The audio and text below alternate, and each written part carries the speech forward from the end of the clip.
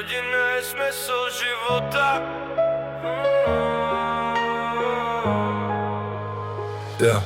Tak můj milý synku, dám ti pár rad do života. Zbytečně se neper, nedělej ze sebe idiota. Život není spravedlivý, tohle ani nečekej. Snaž se bejt ale fér a nikomu nekecej. Rodina je to, pro co bys měl dýchat. Nemyslet jen na to, co budeš večer píchat. Rodina je základ zdravého národu. Taky se připrav na otázku, zdali půjdeš k porodu. Rodina je smysl života a smrti. Tak nečum vole pořád na skurvený socky. Rodina je domov, kde máš zdravou lásku.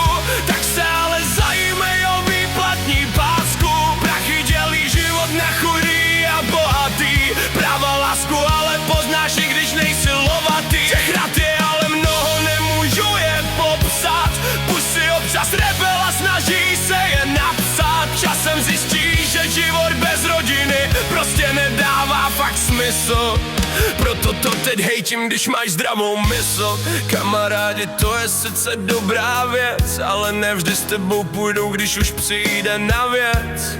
V životě čeká několik rozhodnutí, hlavně se nenech uvrtat do žádného hnutí. Každý člověk má prostě svoji hlavu a když si nevíš rady, tak si přijď pro radu.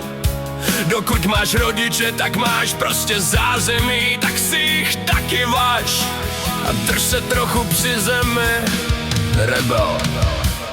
Tak můj milý synko,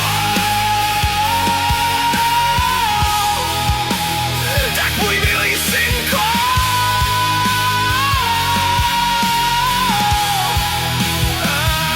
tak můj milý synku, tak můj milý synku.